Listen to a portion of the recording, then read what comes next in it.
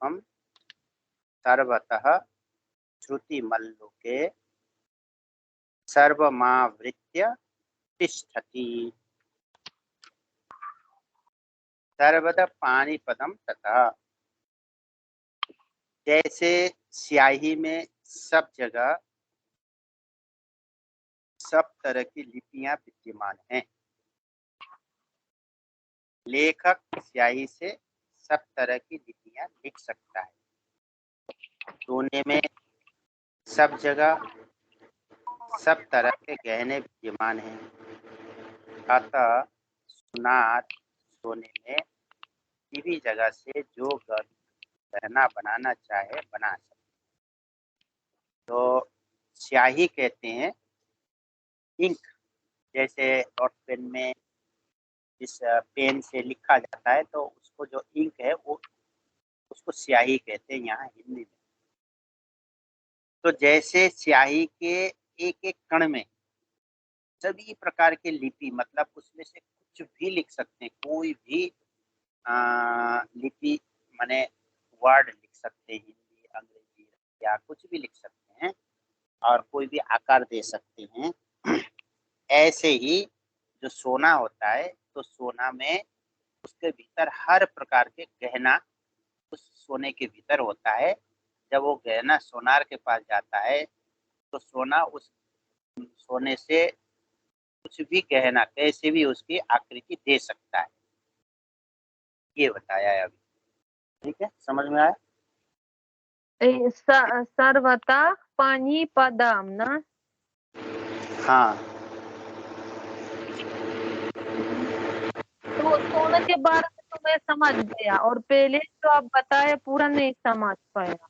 पहले का स्याही है ना, dot pen, pen, dot pen, उसमें जो स्याही कहते हैं उसका जो कलर होता है पेन का, जो लिक्विड होता है, लिक्विड, उसको स्याही कहते हैं। हाँ हाँ। तो उस लिक्विड के भीतर सभी प्रकार की जितनी भी आर्ट वगैरह, जितनी भी लिपियां हैं, लिपियां कहते हैं वर्ड, जैसे हिंदी के वर्ड, अंग्रेजी के, रसिया की, उर्दू की, कुछ भी लिख सकते हैं ना उसमें से। जो लिखने वाला जानता है, जैसा जानता है वैसा वो लिख सकता है। मतलब हर इंक के भीतर सभी प्रकार के, इस विश्व में जितनी भी प्रकार के लिपियां हैं उसके भीतर समाया हुआ है, और वो लिखने वाले के ऊपर है कि वो कैसा लिखता है। ये है।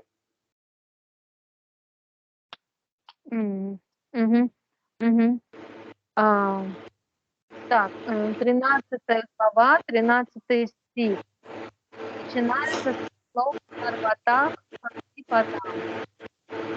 Кто-то так микрофон включил и звуком просто мешает переводить.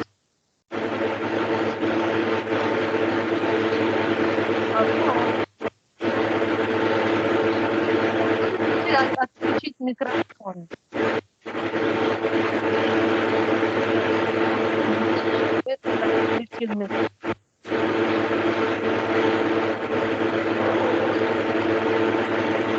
Мамохан, вы видите, кто это включил? Можно отключить их?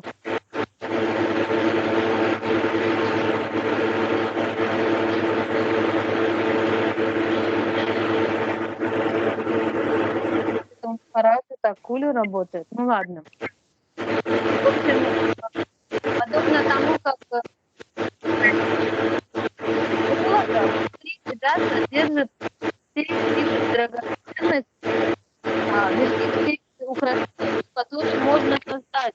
Ну, также и подобно тому, как ликвид, чернила, они содержат в себе все буквы, которые можно написать чернилами. उदाहरण तो बता दिया, और उसके उदाहरण में ये क्या मतलब था? तो ये जो है, जैसे सोने में हर प्रकार के गहने की आकृति है, स्याही में, इंक में हर प्रकार की लिपियां भरी पड़ी है, ऐसे ही भगवान के जो भगवान है वो सब जगह ही उनके हाथ, भगवान का पैर, उनके हाथ व्याप्त है। यानी कि भगवान हर समय, हर क्षण, सभी जगह उनके हाथ है, उनके पैर है, वो कहीं भी जा सकते हैं, कहीं भी आ सकते हैं, या तो हर जगह ही वो व्याप्त है। तो भक्ति से जो भक्त होता है वो भक्ति से जहाँ कहीं जो कुछ भी भगवान के हाथों में देना चाहता है, अर्पण करना चाहता है, उसको ग्रहण करने के लिए उसी जगह भगवान के हाथ मौजूद है। मतलब जैसे भक्त है, अब बिहार जी है वृंदावन में, तुम है उत्तराखंड में, अभी तुम बिहार जी को कुछ देना चाहती हो, तो उत्तराखंड से ही तुमने बिहार जी को केवल याद करने मात्र से भगवान के हाथ उतना लंबा हो जाता है, तुम्हारे पास पहुंच जाता है। यानी कि भगवान वहाँ भक्त के पास मौजूद रहते हैं, कहीं भी जहाँ भी उनका भक्त है, भगवान उनके साथ रहते हैं। इसका अर्थ मतलब इस प्रकार से कहा गया है। तो अर्पण करना चाहता है तो उसको भगवान ग्रहण कर लेते हैं। भक्त बाहर से अर्पण करता है अथवा मन से, अर्थात पीछे देना चाहे अथवा अभी देना चाहे, तो कुछ भी भक्त के मन में जो सत्य भाव है, उस सत्य भाव को भगवान तुरंत ग्रहण कर लेते हैं। Бхагаван любые наши бхавы, которые в гуне благости, он их принимает. И подобно тому, как золото, оно в себе содержит уже все украшения, а чернила содержат в себе все слова, то и этот мир содержит в себе Бог, находится повсюду, он пронизывает собой все это творение. И все наши молитвы, например, я сейчас ехала в Вриндаван, и я нахожусь в другом месте, но и оттуда Господь слышит все мои молитвы. ठीक है।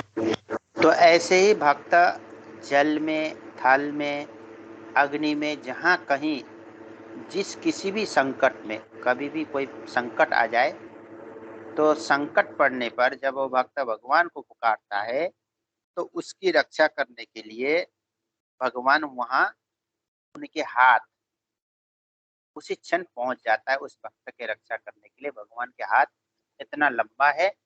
भक्त कहीं भी हो, किसी भी जगह में हो, समुद्र के भीतर भी अगर उसको परेशानी आ जाए, वहां भी अगर वो भगवान को पुकारता है तो भगवान का हाथ वहां पहुंच जाता है। यानी कि उसकी रक्षा भगवान करते हैं।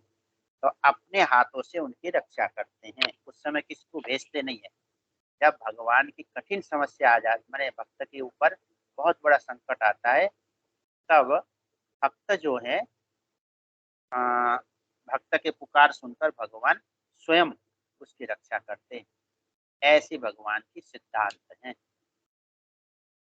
И Сиддханта у Бога такая, что где бы ни находился его преданный, если он его зовет, то Бог сразу же приходит к нему и помогает ему и проявляется в его жизни. Где бы он ни находился, этот преданный, в каком бы месте. तो भक्त जहाँ कहीं भी भगवान के चरणों की वंदना करता है, अर्थात चरण में चंदन लगाना चाहता है, भगवान के चरण में तुलसी पुष्प आदि चढ़ाना चाहता है, भगवान को नमस्कार करना चाहता है, तो उसी जगह भगवान के चरण मौजूद है। जहाँ भी हो भक्त, जिस जगह में भी हो, भगवान का चरण वहीं मौजूद हो जाता है। यानी कि हजारों, लाखों, करोड़ों भक्त एक ही समय में भगवान के चरणों की अलग अलग पूजा करना चाहे, तो उनके भाव के अनुसार वहाँ भगवान की चरण मौजूद रहता है, माने प्रत्यक्ष रहता है, तो भगवान उसको स्वीकार करते हैं। И где бы ни находился преданный, если он хочет предложить чандану, туласи, цветок Господу, то Господь это принимает. И даже если в этот момент 1000 других преданных предлагают ему какие-то подношения, подношения, Господь все равно может одновременно принять все предложения, любое поклонение любых преданных Он принимает и видит одновременно все. Мгм. सर्वतोक्षि शिरोमुखम, भक्त भगवान को जहाँ दीपक आरती दीपक जलाता है भगवान के लिए व आरती करता है, वहाँ भगवान के नेत्र उसी समय प्रकट हो जाता है, यानी कि भगवान उस नेत्र के द्वारा उसके दीपक की आरती की जो प्रकाश है वो ग्रहण करते हैं। भक्त जहाँ शरीर से, मन से अथवा तन से नृत्य करता है भगवान के लिए, वहाँ भगवान उसके नृत्य को देख लेते हैं। कहीं भी हो, गुफा में भी हो, वहाँ भी भगवान देख लेते हैं। मतलब इसमें तात्पर्य है भगवान को सब जगह जो देखता है जो भक्त, भगवान भी उसकी दृष्टि से कभी ओझल नहीं होते हैं, यानी कि हर समय उस भक्त के लिए भगवान, कहीं भी वो भक्त रहे वहीं भगवान प्रकट रहते हैं। То есть где бы ни находился преданный, Бхагаван может там проявиться. И он принимает глазами подношения, принимает глазами арати, огонь, который предлагает преданный. Он принимает, если преданный него, Бхагаван видит, читает, принять. महाराज आपका कूलर चल रहा है उधर क्या? आवाज कूलर चल, आपका आवाज होता? अच्छा, हाँ, आप कूलर कूलर है। चलाते हैं। हाँ, ये ठाकुर जी है ना। और मैं सोचा कि कोई दूसरा आवाज है। ज्यादा परेशान आ रही है? नहीं, आप जब बोलते हैं तो परेशान नहीं है, जब मौन रहता तो आवाज। हाँ, इसके हम बंद कर देंगे अभी थोड़ी देर के लिए। तो भगवान जैसे भक्त हैं, जहाँ भगवान के मस्तक है, चंदन लगाना चाहे भक्त भगवान को, उनके सिर पर मस्तक पर पुष्प चढ़ाना चाहे तो वहीं भगवान का मस्तक है। और भक्त जहाँ भगवान को भोग लगाना चाहे वहाँ भगवान का मुख है, यानी कि जिस जगह वो भोग लगाना चाहता है, जहाँ भी जिस क्षेत्र में हो, वहीं से भगवान उसके भोग को स्वीकार करते हैं, ग्रहण करते हैं, भगवान उस भोग को पाते हैं।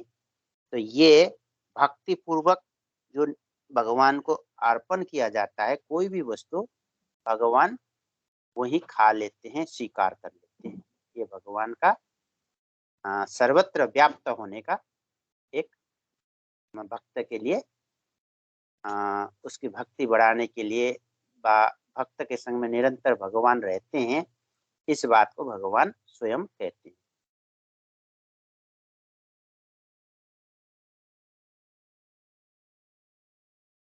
То есть где бы ни находился преданный, и Бхагаван всегда там, и когда преданный любую вещь хочет предложить Господу, например, если он предлагает чандану, то в этом месте проявляется лоб Господа.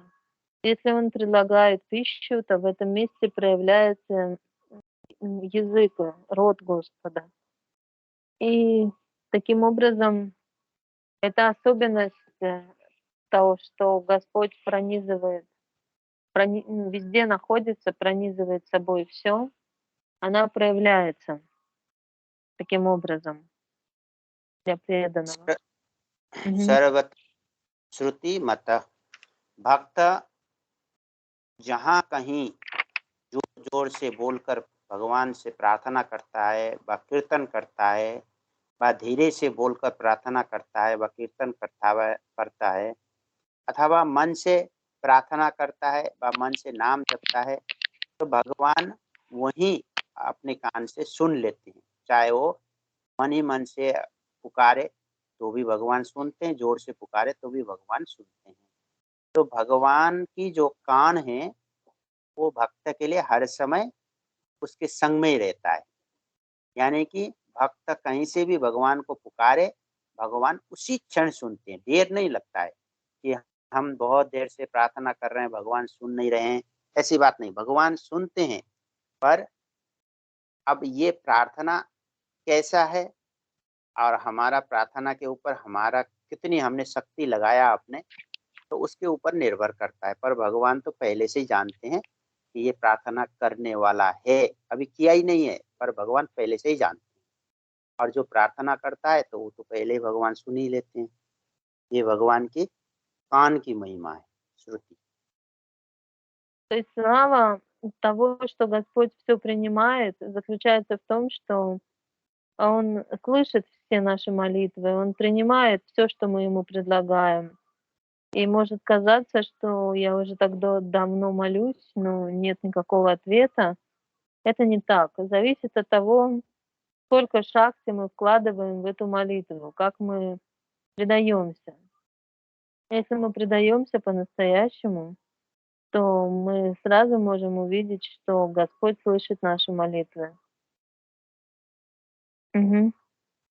तो जैसे मनुष्य हैं, मनुष्य का जो शरीर के जो अंग हैं वो सब जगह नहीं है, और जहाँ नेत्र हैं वहाँ कान नहीं है, जहाँ कान है वहाँ नेत्र नहीं है, जहाँ हाथ है वहाँ पैर नहीं है, जहाँ पैर है वहाँ हाथ नहीं होते हैं। परंतु भगवान की जो इंद्रियां हैं उनका जो जहाँ कान है वहाँ हाथ भी है, नेत्र भी है, और जहाँ हाथ है वहाँ नेत्र भी है, कान भी है। यानी कि उनकी जो इंद्रियां हैं वो सब जगह व्याप्त हैं। भगवान नेत्रों से सुन भी सकते हैं, बोल भी सकते हैं, ग्रहण भी कर सकते हैं इत्यादि। जो हाथ है, हाथ से भी देख सकते हैं भगवान, हाथ से सुन भी सकते हैं, हाथ से पकड़ भी सकते हैं, हाथ से खा भी सकते हैं। तो भगवान की ऐसी, क्योंकि वो तो चिन्मय है, भगवान है, तो वो सभी क्रियाएँ भगवान कर सकते हैं। उनके सभी जो अंग हैं, वो सब सर्वत्र व्याप्त हैं। उनके छोटे से छोटे अंश में भी सब की सब इंद्रियाँ भरपूर है। तो ऐसी जो भगवान की महिमा है, इसलिए ये नहीं है कि भगवान ने हमको नहीं देखा है, ना, भगवान तो उनकी हाथ, कान, नाक, मुख, चरण, ये सब कुछ कर सकते हैं। एक-एक अंग में सभी अंग समाया हुआ है। ये भगवान है। Особенность Бхагавана заключается в том, что его одна часть тела включает в себя все другие части тела. Например, он ушами может видеть. И, ну, если, например, взять человека, то глаза — это одно, уши — другое, и невозможно одно заменить другим. Видит только глазами, слышит только ушами. И вот такая ограниченность, там, руки для одной цели, ноги для другой цели. А Бхагаван, он находится повсюду, и в любой момент из любой части, то есть может проявиться или ухо, или нос, или руки, или ноги, и он одновременно использовать может любую часть тела для любой задачи. Мгм. तो भगवान की सब जगह हाथ, पैर, नेत्र, सिर, मुख और कान, ये कहने का तात्पर्य क्या है? बोले ये कहने का तात्पर्य है भगवान किसी भी प्राणी से दूर नहीं हैं। जीव मात्र से भगवान अलग नहीं हैं। कारण भगवान संपूर्ण देश, काल, संपूर्ण वस्तु हैं, व्यक्ति हैं, घटना है, परिस्थिति है, आदि में परिपूर्ण रूप से विद्यमान हैं, सर्वत्र व्याप्त हैं। परिपूर्ण मतलब पूर्ण रूप से हर जगह व्याप्त हैं। То есть парипурна руп означает, что полностью, стопроцентно Господь находится повсюду и пронизывает собой все. Он не любая живая душа, джива, она недалеко от него, не может быть далеко. Он всегда рядом с каждым живым существом находится. Мгм. एक संसारी आदमी है, वो संसारी आदमी को बाहर भीतर ऊपर नीचे सब जगह केवल संसार ही संसार दिखाई देता है। ऐसे ही मतलब उसको संसार के सिवाय दूसरा कुछ भी दिखाई नहीं देता है। ऐसे ही जो भगवान को जानने वाला, परमात्मा की तत्व से जानने वाला जो महान पुरुष होते हैं, उनको सब जगह परमात्मा ही परमात्मा दिखाई देता है। परमात्मा के अलावा उनके अंदर या बाहर कुछ भी उनको दिखाई नहीं देता है। सर्वत्र परमात्मा तत्व ही व्याप्त हैं। Подобно тому, как мирской человек повсюду видит только сансару. Он не может видеть ничего духовного, он только видит сансару и материю повсюду. Также и духовный человек, который реализовал, кто такая параматма, он видит повсюду только параматму. लोके सर्वमावृत्य तिष्ठति। ये जो अनंत सृष्टियां हैं, अनंत ब्रह्मांड हैं, अनंत ऐश्वर्य हैं, और उन सब माने उन सारे जगह, उन सब में देश, काल, वस्तु, व्यक्ति आदि भी अनंत हैं, सर्वत्र अनंत हैं। वे सभी परमात्मा के अंतर्गत हैं। भगवान के अलावा कुछ भी नहीं है, सब भगवान के भीतर है, उन्हीं के अंतर्गत व्याप्त हैं। परमात्मा उन सबको व्याप्त करके स्वयं भगवान स्थित है, यानी कि भगवान में वो सारी वस्तु है और भगवान उन सब में है, व्याप्त हैं। और उन सब में व्याप्त होने के बाद भी भगवान एक स्थिर है, अलग है। अलग होते हुए भी सब में है और सब में होते हुए भी भगवान अलग है। ये भगवान की महिमा।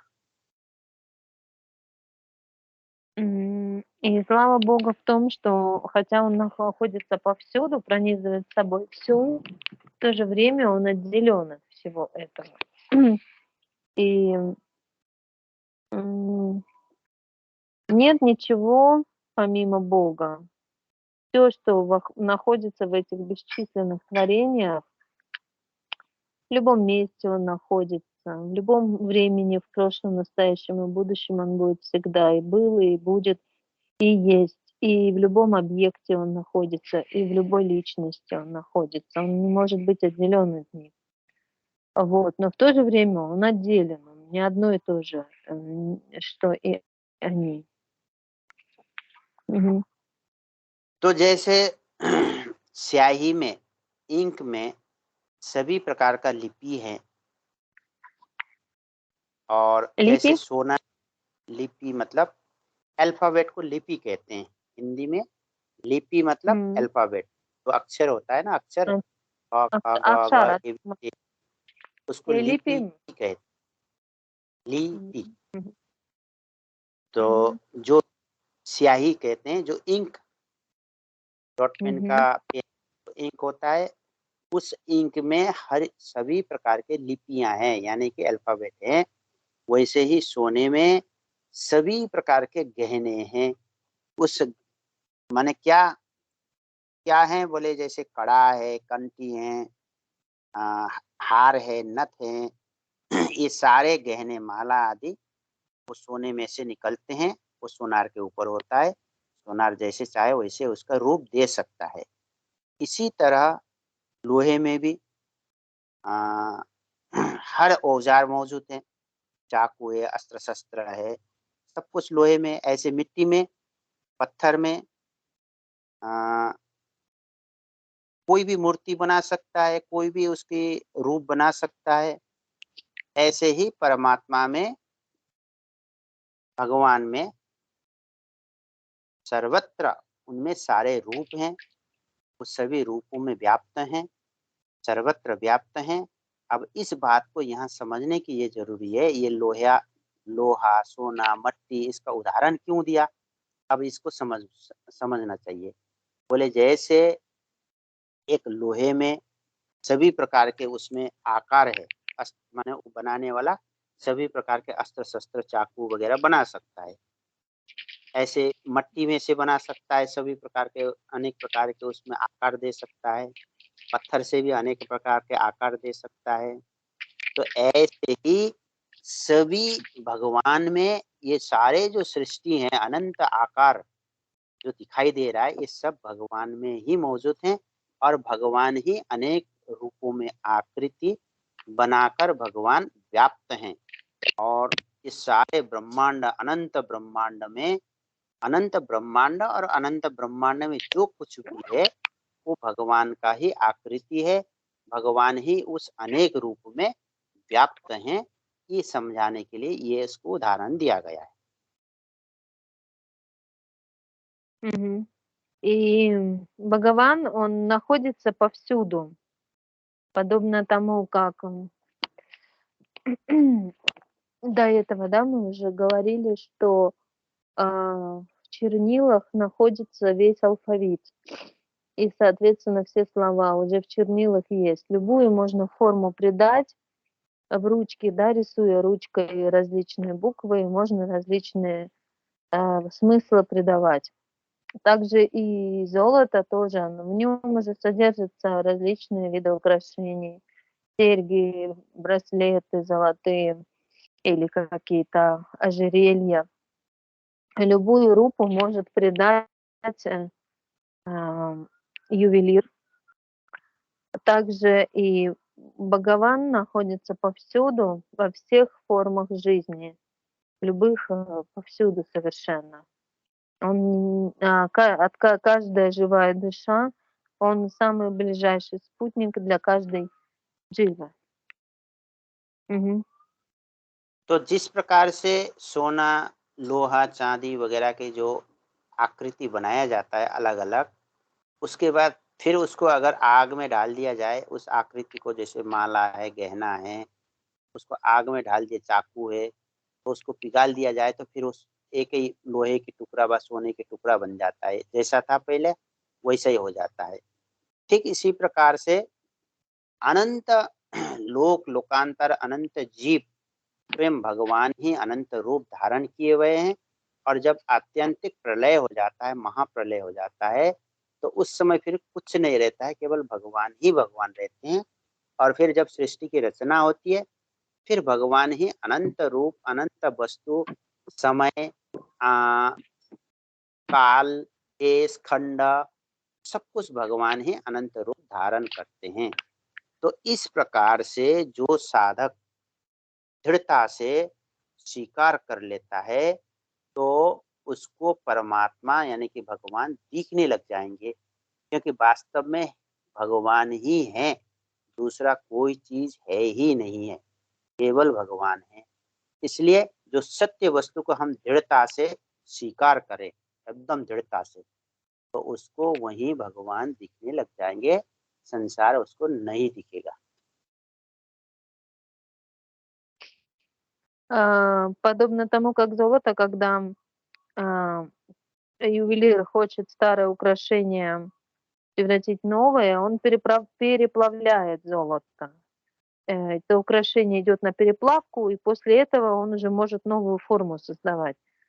Также и вот это творение сансара, когда происходит момент переплавки сансары, это называется пралая. То есть происходит уничтожение Вселенной и заново потом рождение Вселенной. Вот.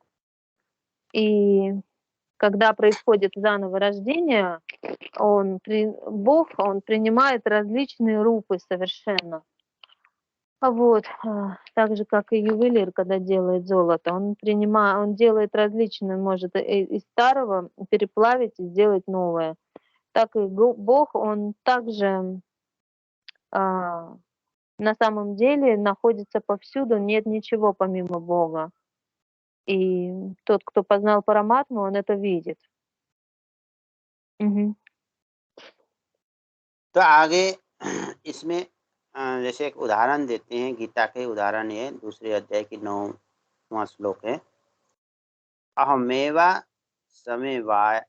समेवाग्रे नान्यत यत् तदसत् परम पश्चादहम यदेतच्च यो अविशिष्यते सोऽस्म्यहम्।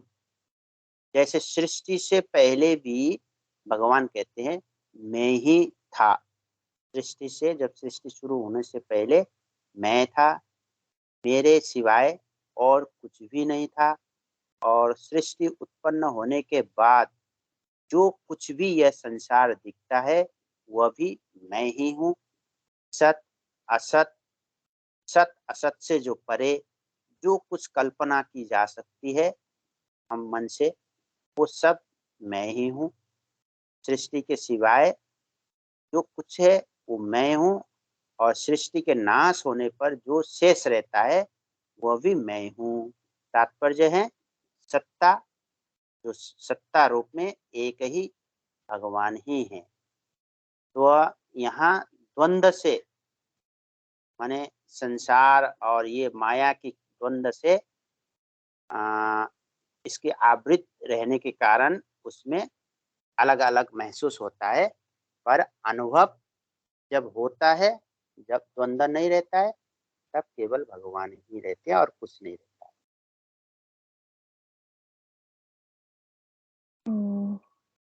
То есть в другом стихе Бхагавад-гиты Господь Шри Кришна говорит, что до творения я был. Когда, то есть помимо, до начала творения не было ничего, кроме меня. И сейчас, во время творения, я тоже существую. И после того, как творение закончит свое существование, уничтожится, я также буду. И हाँ, और बाद में क्या बोला, जब सृष्टि के बाद मैं ही था, और क्या बोला आप? जब कुछ बोला नहीं लिखा। मतलब जैसे द्वंद्व होता है ना, द्वंद्व में उलझ जाने से क्या होता है कि इसका अनुभव नहीं होता है। द्वंद्व मतलब जो हाँ, संसार के अनेक प्रकार के जो समस्याएं हैं, हमारे अपनी, हम शरीर से लिप्त हैं, राग देश में हैं, काम विकार से ग्रसित हैं, अनेक प्रकार के टेंशन हैं, हमारा चित्त चंचल है, तो उसको कहते हैं द्वंद्व। उस द्वंद्व के कारण से हमको ये वास्तविकता अनुभव में नहीं आता। И из-за того, что мы находимся в двойственности, двандвы — это на санскрите двойственность, и все люди по этой причине, они не получают эту анубхаву, духовный опыт, понимание того, что всё является Бог. Поскольку мы как бы залеплены на это тело, прилипли к нему, отождествились очень сильно с ним, с вожделением, с гневом, которое пронизано это тело, и наше сознание беспокойное, мы не можем по этой причине познать, реализовать этот факт, что повсюду только Бог. Мгм. तो ये 13वां श्लोक था।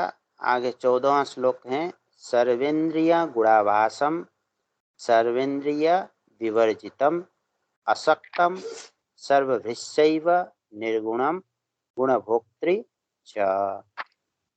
सर्वेन्द्रिय गुणाभासम सर्वेन्द्रिय विवर्जितम। तो पहले के श्लोक में सगुण निराकार वर्णन करके अब आगे की जो श्लोक है, यहाँ 3 श्लोक में उसका जो विलक्षणता, उसका जो रहस्य है, भगवान का जो सर्वव्यापकता है, सर्व सामर्थ्य का वर्णन अब कर रहे हैं।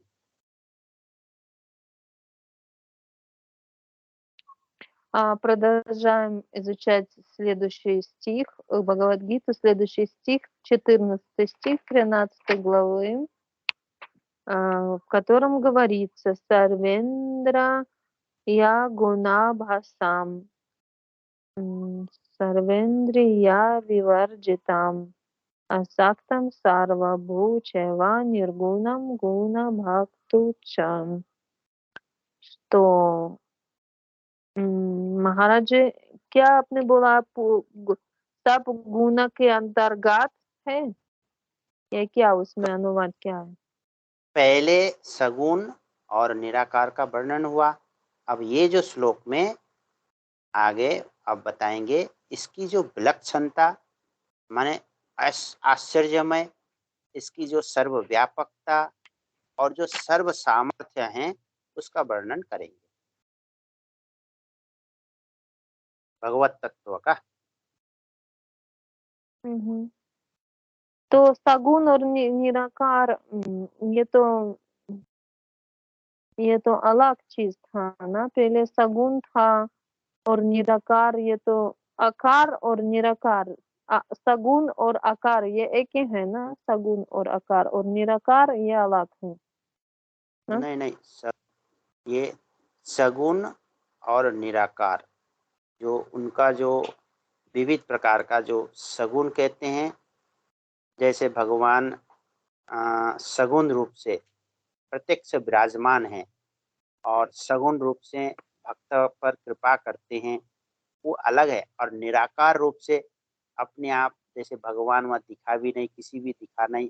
मानो कोई व्यक्ति नदी में डूब गया है ना, उसने भगवान को पुकारा और वहाँ कुछ भी नहीं दिखाई दिया, कोई आया नहीं, कुछ नहीं हुआ, एक झटके में उसको नदी से बाहर कर दिया। तो एक भगवान की शक्ति, तो निराकार शक्ति प्रत्यक्ष रूप से उसको कर दिया। तो इस प्रकार से भगवान का जो सगुण स्वरूप है, निर्गुण स्वरूप है, अनेक प्रकार के भेद अभी इतने देर पहले बताया है ना, इसे ये श्लोक में। अब आगे के श्लोक में इसी सगुण और निराकार का विलक्षणता, सार्वभौमता, सर्वत्र व्याप्त है भगवत तत्व, सर्व सामर्थ्य है भगवत तत्व, निराकार हो चाहे सगुण हो चाहे निर्गुण हो, तो उसकी वर्णन करेंगे। То есть до этого мы описывали свойства Бога, такой как ниракар, то есть бесформенность его, что повсюду он пронизан собою, как свет, повсюду он находится. И в этой шлоке, в 14 будет описываться особенности этих качеств Бога. तो बताते हैं सर्वेंद्रिय गुणावासम सर्वेंद्रिय विवर्जितम। तो पहले परमात्मा है, फिर परमात्मा की शक्ति प्रकृति है। पहले भगवान है, उसके बाद भगवान की शक्ति प्रकृति है। प्रकृति का कार्य महत्त्व, महत्त्व, और महत्त्व का कार्य अहंकार, और अहंकार का कार्य पंच महाभूत, और पंच महाभूतों का कार्य मन एवं 10 इंद्रियां, और 10 इंद्रियों का कार्य 5 विषय ना। तो इस विषय में अभी इसके विस्तार से यहाँ वर्णन कर रहे हैं। क्या बोले, पहले भगवान है, फिर भगवान का शक्ति प्रकृति है, और फिर प्रकृति के जो कार्य हैं वो महत्त्व, उस महत्त्व का जो कार्य है वो अहंकार, अहंकार का कार्य पंच महाभूत, पंच महाभूतों का कार्य मन एवं 10 इंद्रियां।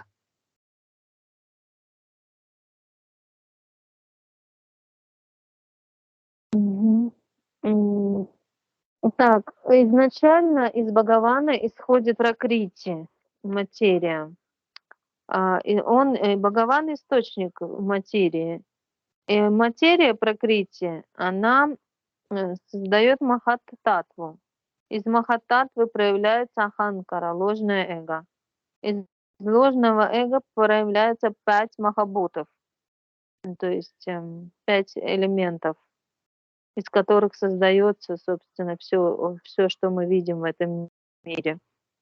Из панчамахабутов создается ум и 10 органов чувств. Мгм. तो ये सभी प्रकृति के जो कार्य हैं, परमात्मा प्रकृति और उसके कार्य से अतीत हैं। ये जो जितने भी हैं, अभी ये जो महत तत्व के विषय में जो बताया है, अहंकार के जो स्वरूप को बताया है, तो ये सब प्रकृति के कार्य हैं। और इस प्रकृति के कार्य और परमात्मा, मतलब परमात्मा प्रकृति और उसके कार्य से अतीत हैं। मतलब अतीत कहते हैं से बिल्कुल अलग है, उससे बिल्कुल भिन्न है। माने ये संसार तो अलग है। भगवान भगवान तीन है। हाँ, मतलब भगवान, ये जो भगवान का जो शक्ति है प्रकृति, जो प्रकृति के जो कार्य हैं वो भगवान से अतीत है, मतलब भगवान से बहुत अलग है। नहीं, मतलब भगवान इस प्रकृति से बिल्कुल अतीत हैं। यानी कि हमें क्या इसमें विचार करना चाहिए कि संपूर्ण सारा ब्रह्मांड, सब कुछ भगवान ही है, भगवत परमात्मा स्वरूप है तत्वतः। पर उसमें भगवान इस संसार से अतीत हैं, ये समझना चाहिए।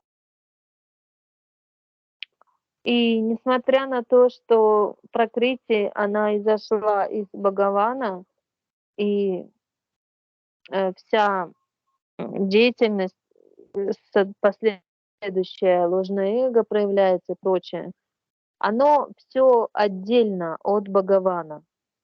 Бхагаван, он не принимает в этом прямого участия, он от этого отделен от всего, от материи.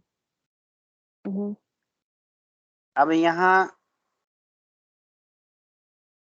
भगवान चाहे वो सगुण रूप में, चाहे निर्गुण रूप में, चाहे साकार रूप में, चाहे निराकार रूप में, सदा प्रकृति से वो अतीत ही रहते हैं। मतलब प्रकृति से बिल्कुल भिन्न है, अलग हैं। सर्वत्र व्याप्त होते हुए भी वो बिल्कुल अलग हैं। वे अवतार लेते हैं तो भी प्रकृति से अतीत ही रहते हैं। अवतार इस प्रकृति में आके लेते हैं, फिर भी प्रकृति से अतीत हैं। अवतार के समय वे प्रकृति को अपने बस में करके प्रकट करते हैं। स्वयं भगवान प्रकृति को बस में करते हैं, उस बस में करके स्वयं भगवान प्रकट होते हैं। यानी कि बस में करने का मतलब कि जो भगवान चाहेंगे वही होगा, प्रकृति जो चाहेगी वो होगा, ऐसी बात नहीं है। बस में करने का मतलब, बस में करने के मतलब ये होता है कि हमने किसी को बस में किया है तो हम जैसे चाहेंगे वैसे उसके द्वारा करवाएंगे। इसी प्रकार से भगवान प्रकृति को बस में करके स्वयं भगवान यहाँ प्रकट होते हैं। जैसे कृष्ण, राम, अनेक 24 अवतार भगवान ने लिया है, तो भगवान ने पहले प्रकृति को बस में कर लिया। बस में करने के बाद अब भगवान जैसे लीला रचाना चाहेंगे, जैसे लीला करना चाहेंगे, वैसे ही प्रकृति के द्वारा भगवान करेंगे।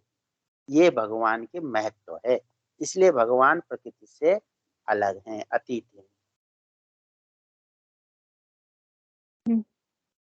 Бхагаван, он всегда отделен от этой Пракрити, несмотря на то, что она изошла из него в любой из своих форм, в сагуне, в ниргуне, в сакаре, ниракаре. То есть повсюду он всегда он отделен от этой Пракрити, она ему неинтересна.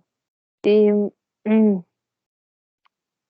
то даже когда он принимает аватар, становится, ну, принимает это рождение в виде аватара, то и в этом случае, несмотря на то, что он находится в Пракрити, он ее держит под контролем, и она ему полностью подчиняется, а не так, как обычные живые существа, которые находятся в полной зависимости от Пракрити. Он всегда отделен, и если даже проявляется, он сам как бы ей диктует, что делать.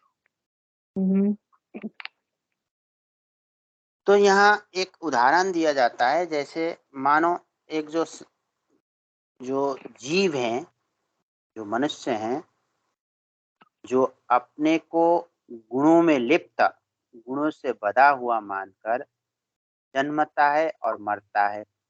गुण है, गुण से बधा रहता है। तो अच्छा गुण कहते हैं अच्छा, बुरा, पाप, पुण्य, अनेक प्रकार के उसके संस्कार जो हैं। तो गुणों से बंध कर वो जन्मता है और मरता है, तो उसको बद्ध जीव कहते हैं। तो बद्ध जीव भी जब परमात्मा को प्राप्त कर लेता है तो गुणातीत हो जाता है, गुणों से रहित हो जाता है। अर्थात उसको फिर ये प्रकृति की कोई भी अ, विषमता आदि उसको छू नहीं सकता है। क्यों? इस प्रकृति से वो बिल्कुल अतीत हो जाता है। तो फिर परमात्मा जो साक्षात भगवान है, जिनके द्वारा ये प्रकृति रचित है, वो कैसे गुण में बद्ध हो सकते हैं, बच सकते हैं? नहीं बच सकते हैं। वे तो सदा ही गुणों से अतीत रहते हैं। अतः वे प्राकृत इंद्रियों से रहित, अर्थात संसारी जीवों की तरह हाथ, पैर, नेत्र, सिर, मुख, कान आदि इंद्रियों से युक्त नहीं है, किंतु भगवान में व परमात्मा में उन इंद्रियों का विषयों का ग्रहण करने में सर्वथा सामर्थ्य है। उस सामर्थ्य प्राप्त है। Мгм. И простой пример, что джива, обычная джива, которая когда-то была полностью бадха-дживой, то есть в рабстве материи, если она принимает прибежище у Бхагавана, то она высвобождается из этого рабства, она высвобождается от влияния гун природы и становится гунатит, то есть она за пределы гун выходит. Вот, то что же говорить о самом Бхагаване, которому поклоняется эта джива? Она становится такая же, как и он, эта джива, свободная от гун, от материи. И материя не может дотронуться до него и повелевать ею, таким преданным. Мгм. तो जैसे निराकार का भजने वाला जो निराकार का भक्त है, तो उनकी नज़र में भगवान निराकार हैं। उसमें कोई आकृति नहीं है, अर्थात उनमें कान नहीं है, मुख नहीं है, वो सुन नहीं सकते हैं, उनकी त्वचा रहित है, ऐसे भाव रखते हैं। तो भगवान तो दोनों रूपों में है, निराकार रूप में भी, साकार रूप में भी। तो ऐसे जो भक्त भगवान को पुकारते हैं, तो कान न होने से भी भगवान सुनते हैं। और जब उन निराकार रूप को कोई अगर उस उनको अर्पण करता है, तो भगवान निराकार रूप से उसको स्वीकार कर लेते हैं।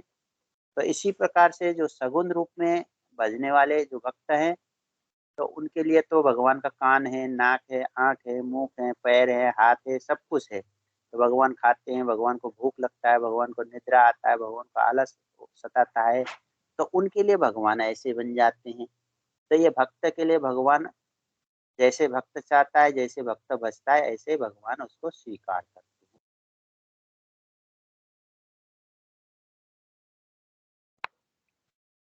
И подобно преданным, которые ниракары, которые нравится форма, бесформенный Бог, они поклоняются бесформенному Богу, то они считают, что у него нет никакой формы, нет ушей таких, как у нас, он просто слышит, он повсюду, но у него нет ушей, там, нет рта, нет глаз. И ему не хочется спать, у него нет голода, и не принимают Бога таким. Они, вернее, считают, что Бог такой. И, соответственно, Господь принимает их решения и в соответствии с этим подстраивается под них, под их баву такую. Мгм. असक्तम सर्वभृश्चैव, भगवान सभी प्राणियों में भगवान का अपनापन, प्रेम है, पर किसी भी प्राणी में आसक्ति नहीं है। भगवान किसी भी प्राणी से आसक्ति नहीं करते हैं, पर भगवान का प्रेम सभी प्राणियों में है। आसक्ति न होने पर भी वे ब्रह्मा से लेकर चींटी पर्यंत, छोटा-छोटा जो चींटी होता है और जो सबसे बड़े ब्रह्मा जी हैं, संपूर्ण प्राणियों का पालन-पोषण करते हैं स्वयं भगवान। जैसे माता-पिता अपने बालक का पालन-पोषण करते हैं, उससे कई गुना अधिक पालन-पोषण भगवान प्राणियों का करते हैं। देखिए माता-पिता तो बच्चे को क्या देते हैं? भोजन देते हैं, कपड़ा-लत्ता देते हैं, पर भगवान तो क्या देते हैं उसको? भगवान उसको श्वास देते हैं, प्रकाश देते हैं, है ना? तो उसको ज्ञान भगवान ही देते हैं, बुद्धि भगवान देते हैं। तो ये सारे वस्तु भगवान ही देते हैं और जो माता-पिता उसको जो माँ के स्तन से जो दूध निकलता है, वो माँ कहाँ से निकालेगी? वो तो भगवान की सृष्टि की रचना है, तो भगवान के द्वारा ही वो कार्य भी हो रहा है। अन्न आदि जो कुछ बच्चा खाता है, तो वो भी भगवान की सृष्टि से ही रचना होता है। माँ तो केवल उसको तैयार करके देती है। तो इसलिए जो माँ बच्चे को जितना देख-रेख करती है, जितना वो ख्याल रखती है, उससे हज़ारों गुना भगवान उस जीव को ख्याल रखते हैं। ये भगवान का प्रेम है जीव पर माँ आसक्त होती है बच्चे में, पर भगवान किसी जीव से आसक्ति नहीं रखते। И Бхагаван, он испытывает прему каждому живому существу, начиная от муравья, кончая брахмой. Но он не испытывает к ним асакти, то есть привязанности у него нет. Но есть према. И према такая, которая больше, чем у матери к ребенку. Каждое живое существо Господь поддерживает. Вот.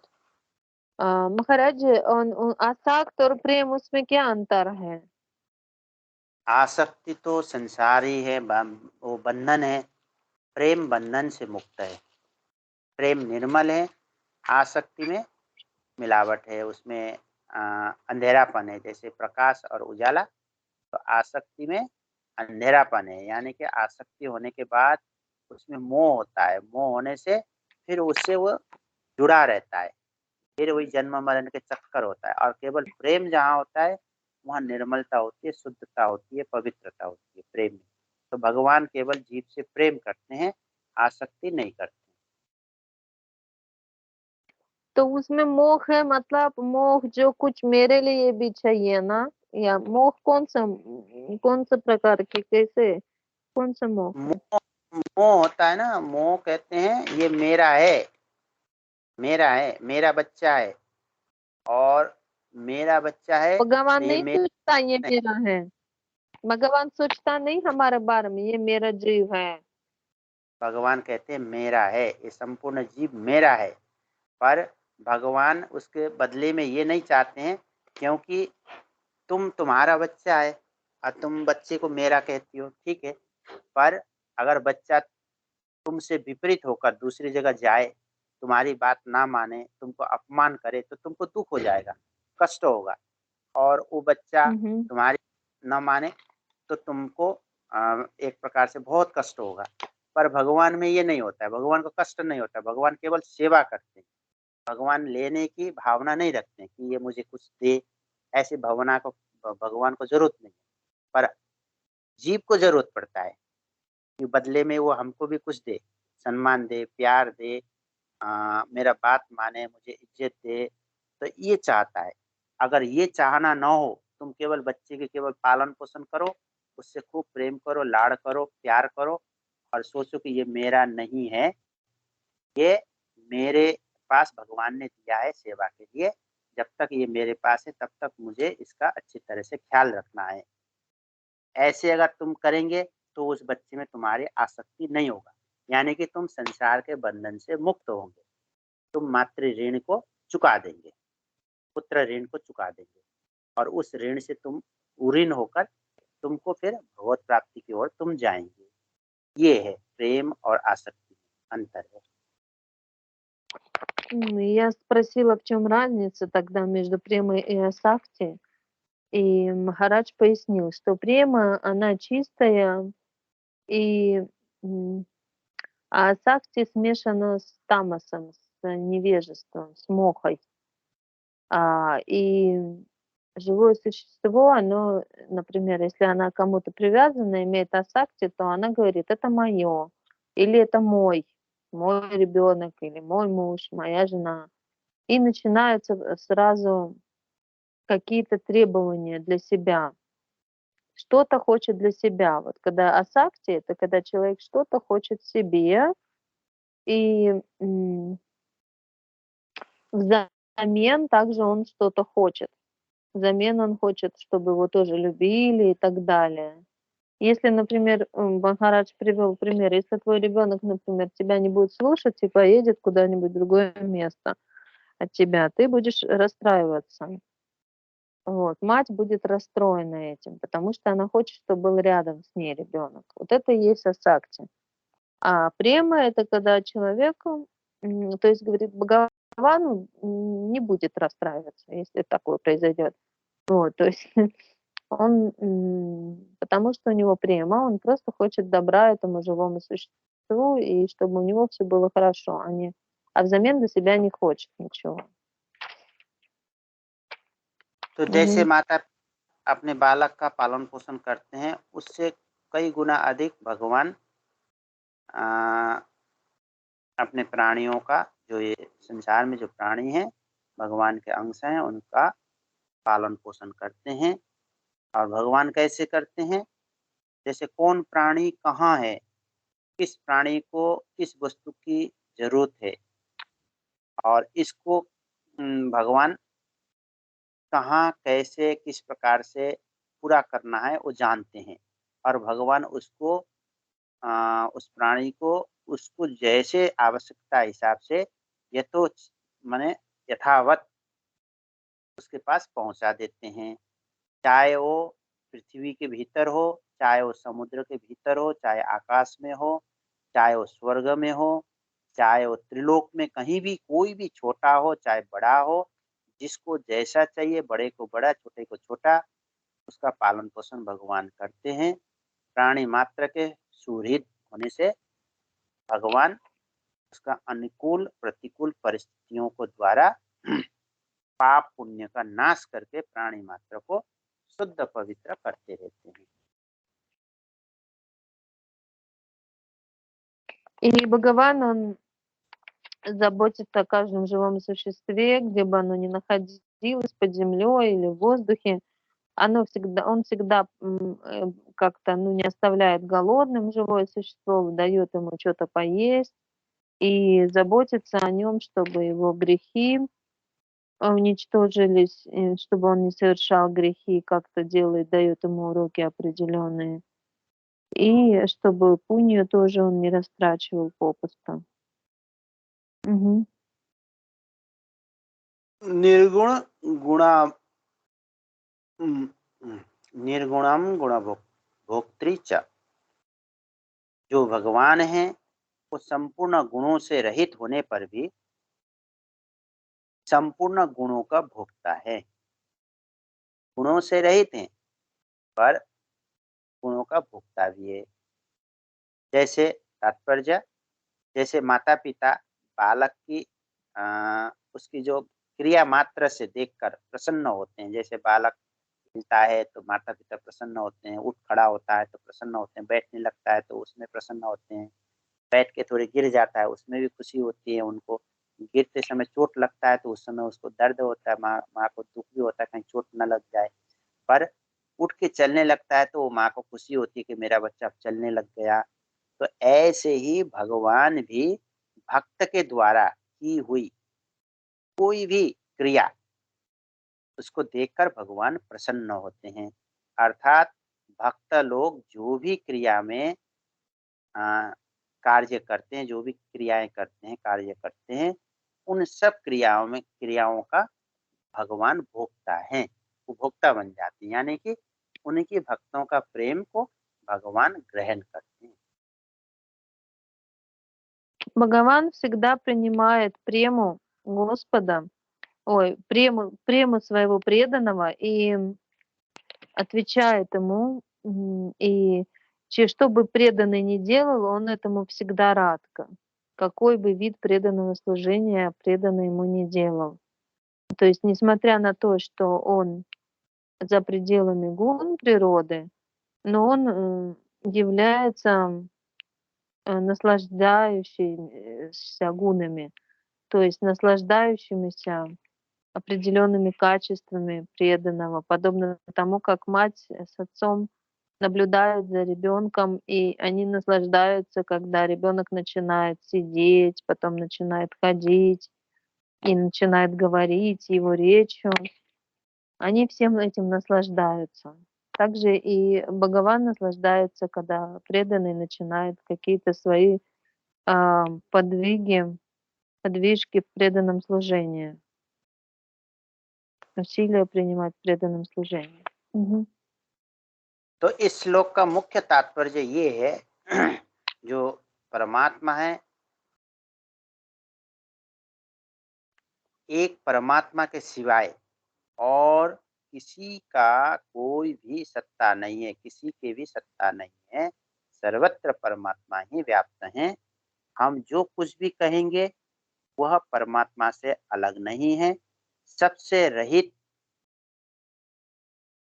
माने सभी से अलग भगवान है और सबके सहित भी भगवान ही है। इस सारा सृष्टि इनसे रहित, इनसे बिल्कुल भिन्न भगवान है और भगवान इन संपूर्ण सृष्टि से सहित है, दोनों है। भगवान निराकार भी है और भगवान साकार भी है। तो इसीलिए भगवान सृष्टि सहित भी है और सृष्टि रहित भी है। यही भगवान का निराकार और साकार रूप है।